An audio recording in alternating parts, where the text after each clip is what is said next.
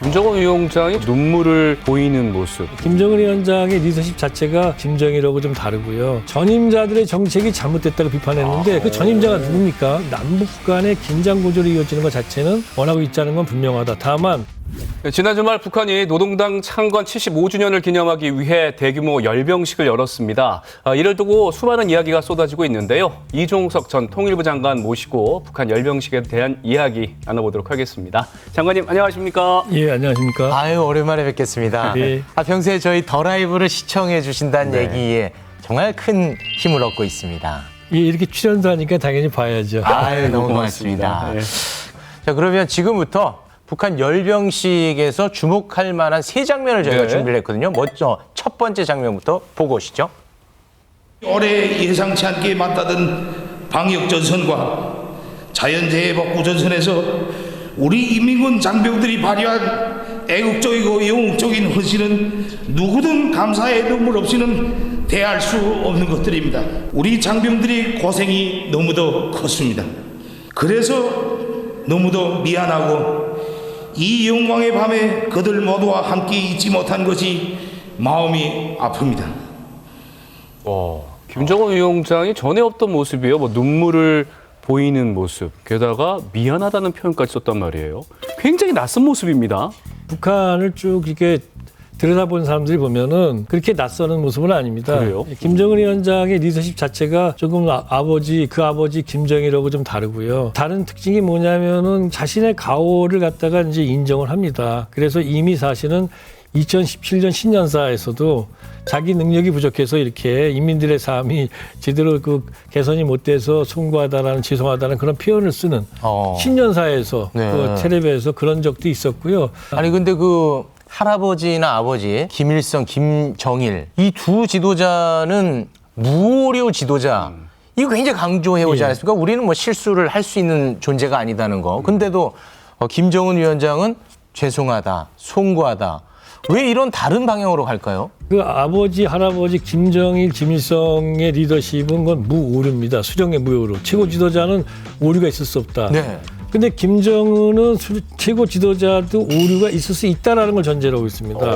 사실 김정은 위원장이 작년에 그 금강산에 가서 금강산 관광 우리로서는 기분 나쁜 거지만 그 남쪽 호구 홍보 사업 이제 그 때려쳐라라고 하면서 왜 그렇게 의존적으로 이렇게 그 전임자들이 이런 사업을 했는지 모르겠다 그러면서 비판했어요. 다시 말하면 자기들이 힘들어도 알아서 북한 힘으로 하자라는 얘기를 하면서 전임자들의 정책이 잘못됐다고 비판했는데 그 전임자가 누굽니까?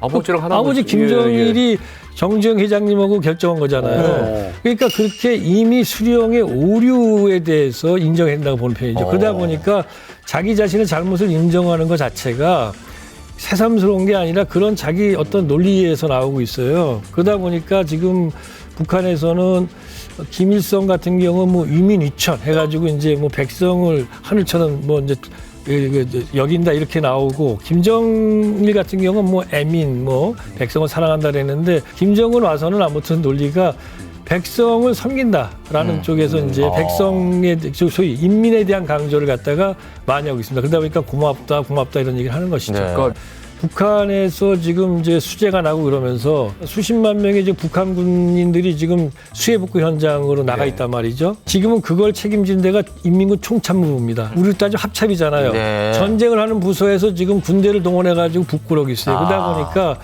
이제 그거 자체가 자기가 미안했다 이제 이런 표시를 했던 거라고 보입니다. 알겠습니다. 리더십 스타일이 지금 변화를 하고 있는 거네요. 예, 그 변화하고 있고 변화하는 스타일은 어쨌든 간에 우리로서는 뭐 북한이 정상 국가로 오는 과정에 있는 것이고 또 한편으로는 뭐 어떻게 보면은 나쁜 변화가 아니죠.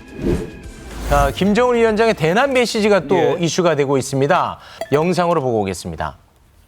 지금 이 시각도 악성 비루스에 의한 병화와 싸우고 있는 전 세계의 모든 이들에게 따뜻한 위로의 마음을 보내며 사랑하는 남녘의 동포들에게도 따뜻한 이 마음을 정히 보내며 하루빨리 이 보건 위기가 극복되고 북과 남이 다시 두 손을 마주 잡는 날이 찾아오기를 기원합니다. 자, 이 우리를 향한 메시지에 대해서 정말 의견이 분분하지 않습니까? 장관님께서는 어떻게 들으셨어요? 북한의 김정은 위원장이 지금 경제에 모든 전력을 다하고 있지 않습니까? 네. 그 사실입니다. 네. 그러다 보니까 대외적으로 긴장이 고조되는 거를 원하지 않고 있어요. 왜냐하면 그렇게 되면은 지금 경제건설 현장에 나가 있거나 복구 현장에 나가 있는 인민군대를 빼야 되잖아요. 군대를 빼야 되죠. 거기다 일반 근로자들도 군사훈련해야 되잖아요. 그러니까 부담스러운 겁니다. 그러다 보니까 일단은 기본적으로 대외적 메시지가 유화적입니다. 그러다 보니까 뭐 남북 관계가 안 좋았지만 안 좋을 때도 우리 코로나 때문에 어려울 때 위로 전문을 했잖아요. 문재인 대통령한테도 그 모친 돌아가시니까 지난 1월 달에 위로 전문을 보내고 네. 이런 식으로 상황을 관리합니다. 트럼프 대통령도 그러고. 지금 뭐 경제 올인하다 보니까 이 긴장을 결코 원하지 않는다 이런 말씀을 하셨는데 네. 아니 그런데 사실 그 얼마 전에 있었던 공무원 피격 사건 맞아요. 요거를 좀 뭔가 해결을 깔끔하게 해야 두 손을 맞잡던가 뭐 하던가 하지 않겠습니까? 어쨌든 간에 이 문제는 너무 야만적인 행동이기 때문에 네. 당연히 우리가 해결을 해야 되고 북한도 여기에 대해서 이제 응해야 됩니다. 네. 근데 여기서도 하나 이제 주목할 것은 하여튼 어쨌든 간에 김정은 위원장이 굉장히 빠른 시간에 그것도 그가 사과와 재발 방지를 이제 일단은 얘기했지 않습니까? 예. 남북 간의 긴장 고조로 이어지는 것 자체는 원하고 있다는 건 분명하다. 다만 그렇다면은 이번에 공동조사 어떤 형태로 네. 의해서 깔끔하게 마무리하는 게 좋다 이렇게 생각합니다. 아, 알겠습니다. 맞습니다. 네. 그럼 열병식에서 주목받은 세 번째 장면도 살펴보겠습니다. 나는 우리의 군사력이 그 누구를 겨냥하게 되는 것을 절대로 원치 않습니다. 우리는 그 누구를 겨냥해서 우리의 전쟁 억제력을 키우는 것이 아님을 분명히 합니다. 우리 스스로를 지키자고 키우는 것뿐입니다.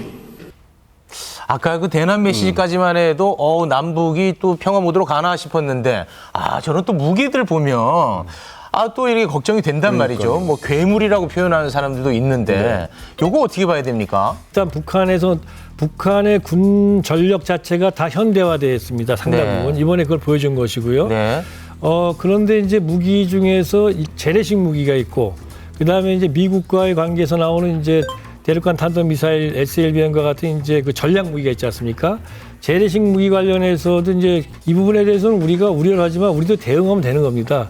그럼 이제 문제가 남는 거는 북한의 이제 ICBM 같은 거잖아요. 네. 그런데 이 부분은 북한이 작년에 이제 비핵화 협상이 교착되면서 사실은 이미 작년 12월 말에 북한에서 노동당 전원회의를 열어서 미국이 이런 식으로 우리하고 협상을 갖다 일방적으로 하고 그런다면은 내년에 가면 우리는 충격적인 행동도 할 수 있고 전략무기 보여줄 수 있다고 얘기했어요. 네. 그래서 북한 입장에서는 미국을 협상으로 끌어들이기 위해서 자기들 기준으로 끌어들이기 위해서 우리가 비록 ICBM은 발사하지 않지만 최소한 할 걸 하고 있다. 다시 말하면 미국에 대항해서 억제력을 강화하고 있다는 걸 보여줘야 되는 거잖아요. 그 보여준 형식이 바로 이번에 이제 그런 그야말로 좀 과거보다 더 커진 그러한 그 ICBM 그 재원을 보여준 거라고 생각이 됩니다. 근데 이번 그 열병식이 10일 자정에 열리지 않았습니까? 지금 댓글 올라가는 거 보니까 그걸 왜 밤에 했을까? 낮에는 더웠나? 뭐 이런 댓글도 올라오는데 그거 굉장히 이상하던데요.